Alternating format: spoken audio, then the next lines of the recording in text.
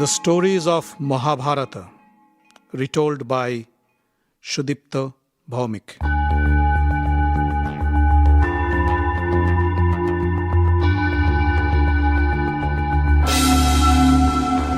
Dear friends, welcome to another episode of The Stories of Mahabharata. In the previous episode, we heard of the great dilemma faced by King Dhritarashtra when he discovered that his nephews, the Pandavas, were not only alive, but also married the daughter of the powerful King Drupad of Panchal. Now let's listen what decision he takes and how that shapes the future of the Pandavas.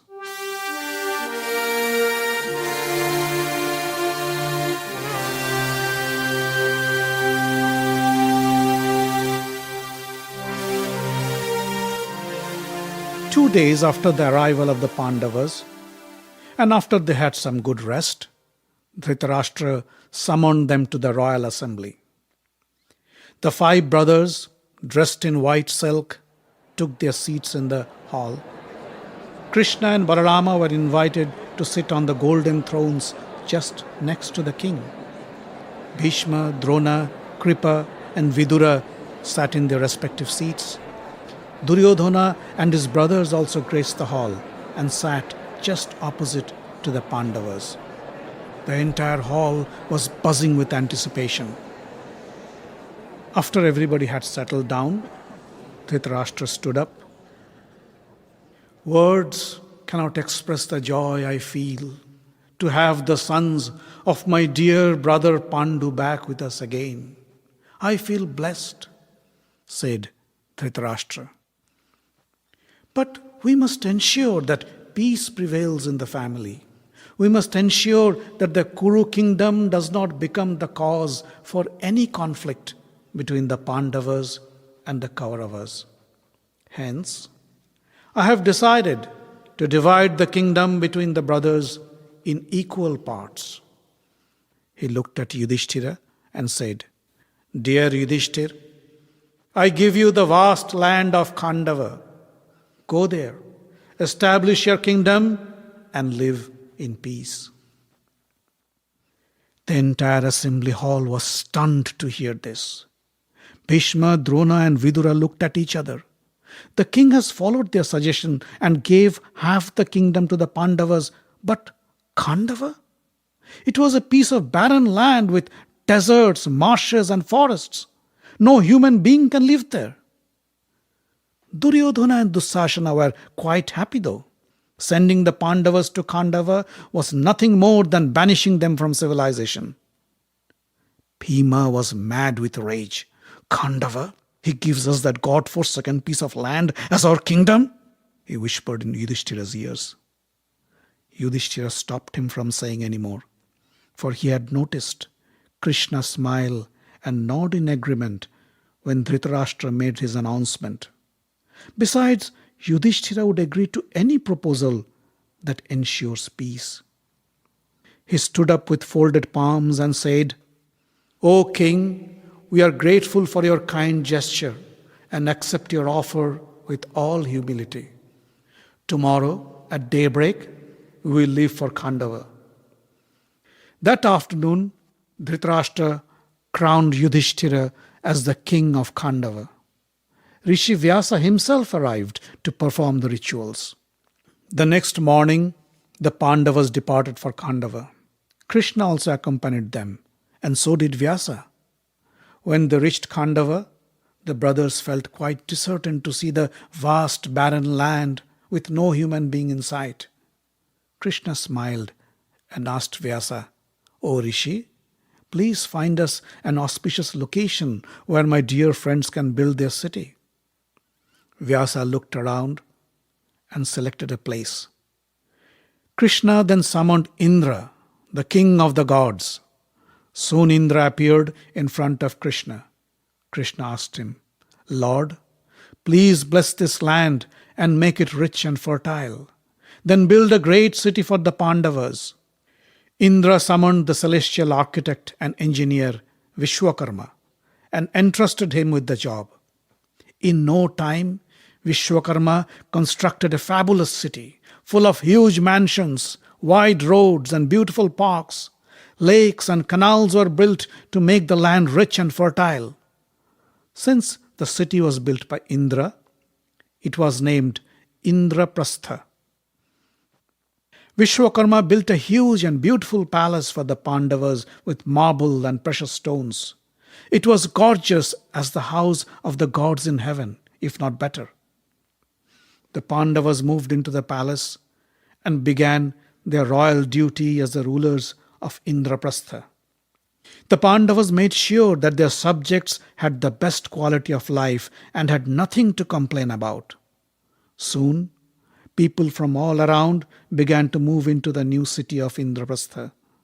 Under the able rule of Yudhishthira and his brothers, they hoped to live a peaceful and prosperous life in their new homeland. One day, the revered celestial sage Rishi Narada visited Indraprastha to meet the Pandavas.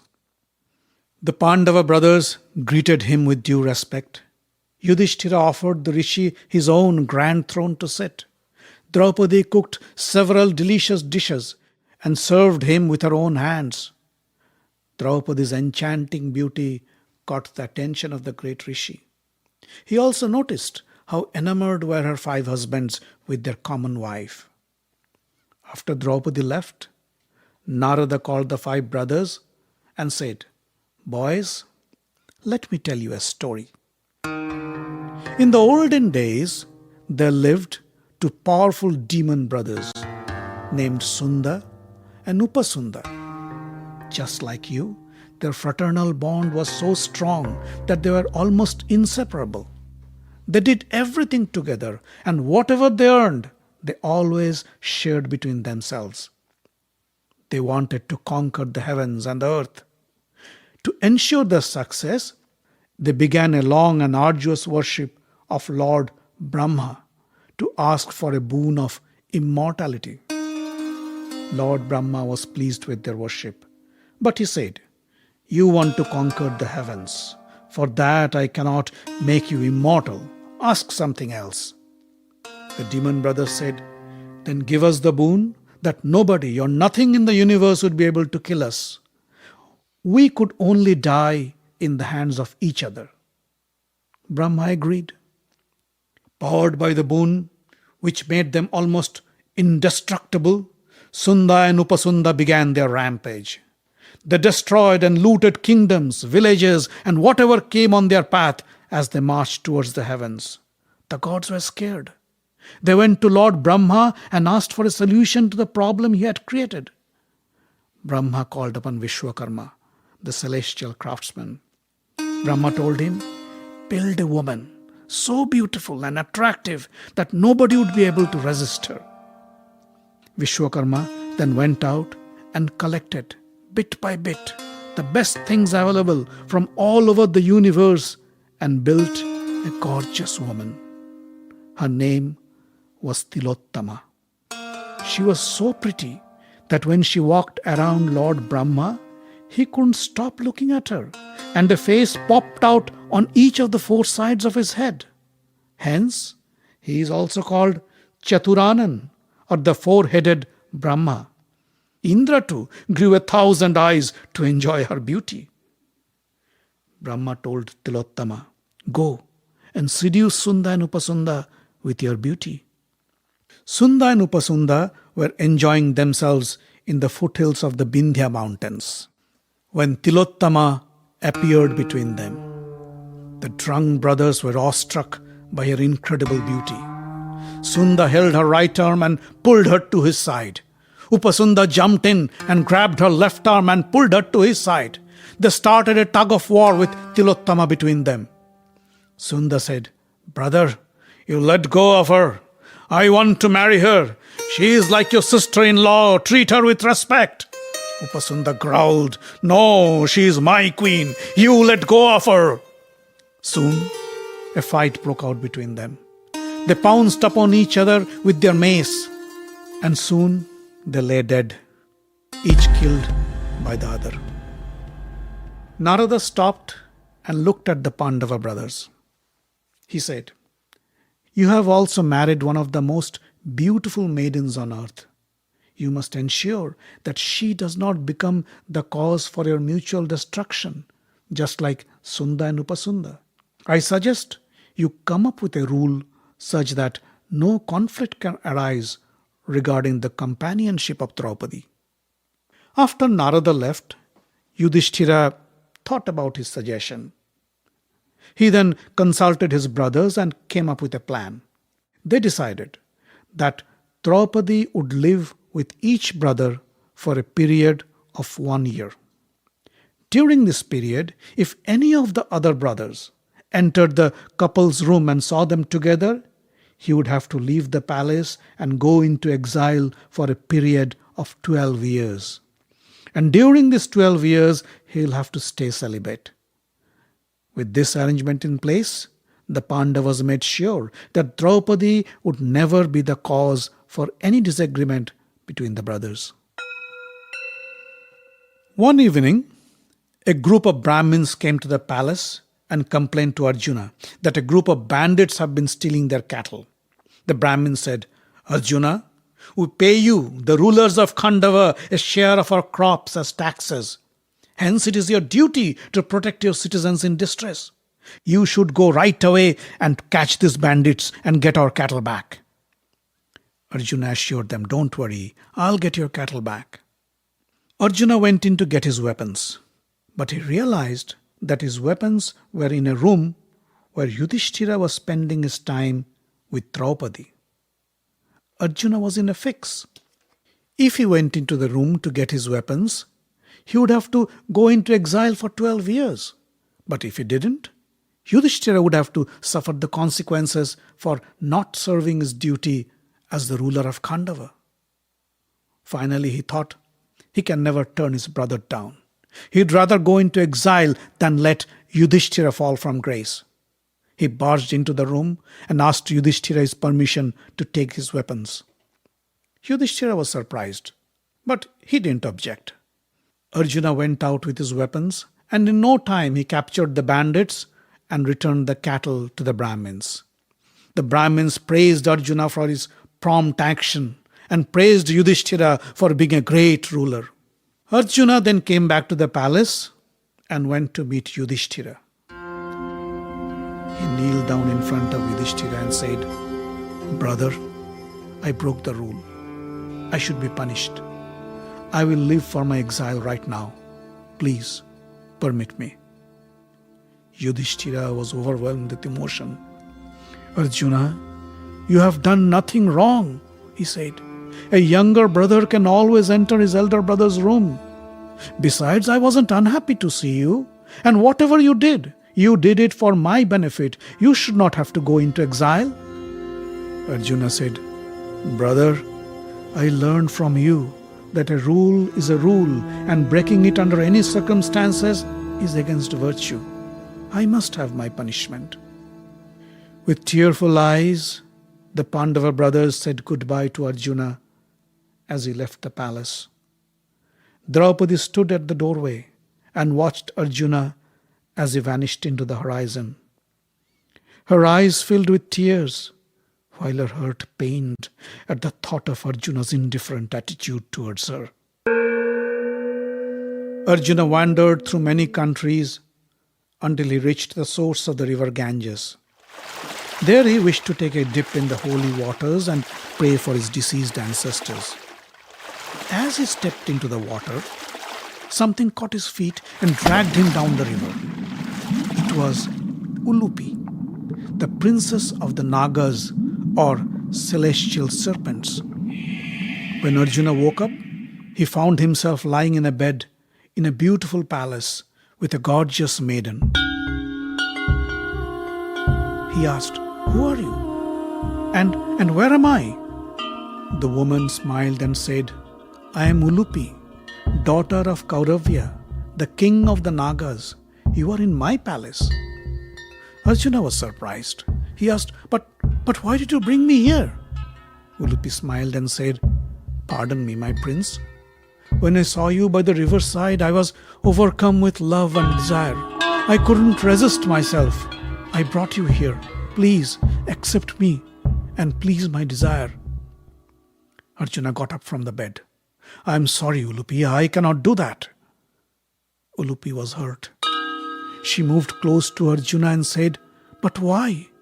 Don't you find me attractive? Am I not pretty enough? Arjuna looked at her and said, You are beautiful, Ulupi. Any man would die to be your lover. But I have made a vow to stay celibate for 12 years of my exile. I cannot break my promise. He then explained to Ulupi the cause for his exile. Ulupi said, But your vow of celibacy only applies to Draupadi, since she was the cause for your exile. Hence, that should not prevent you from being my lover. Let me tell you, if you do not please me, I will destroy myself and you will be responsible for my death. As a Kshatriya warrior, it is your duty to save a damsel in distress. So help me. Please. Her argument convinced Arjuna. Besides, Ulupi was too attractive to be ignored. He smiled and pulled Ulupi into his strong arms.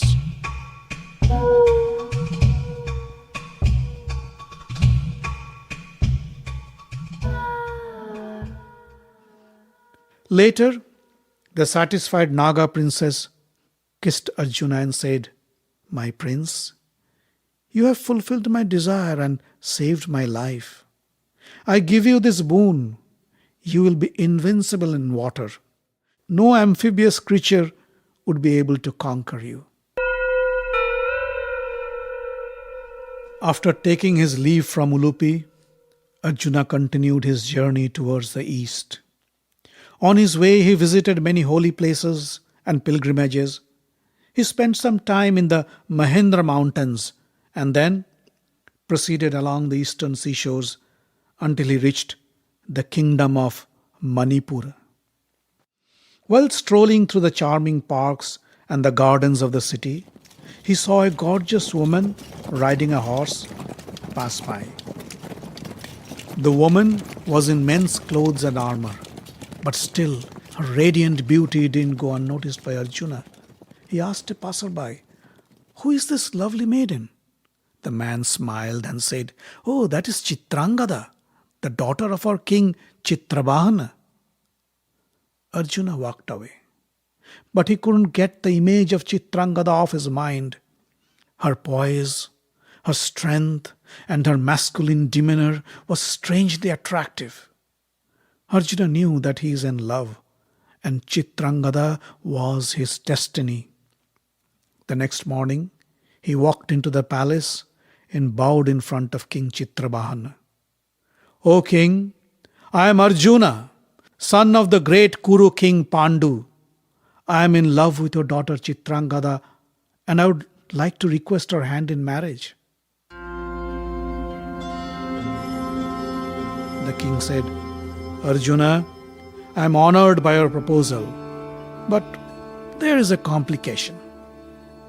Many moons ago, one of my ancestors named Prabhanjana worshipped Lord Shiva and prayed for a son. The satisfied Lord gave him a boon which ensured each of his generation would have but only one child. Each of my ancestors had a son, but I was blessed with a daughter, Chitrangada. So I brought her up like a son. If you can promise that her son would be my descendant and continue my lineage, only then you can marry my daughter. Arjuna was so enamored with the princess that he was in no condition to think. I promise, O King Chitrabhana, I promise, Chitrangada's son will be the descendant of your line and will be the ruler of Manipura. I will have no claim on him. King Chitrabhana was delighted to hear this and arranged for the marriage ceremony of his daughter Chitrangada with Arjuna. In due course, Chitrangada gave birth to a son and named him Babrubahana. After 3 years in Manipura, Arjuna said goodbye to Chitrangada and continued his journey through the plains of India.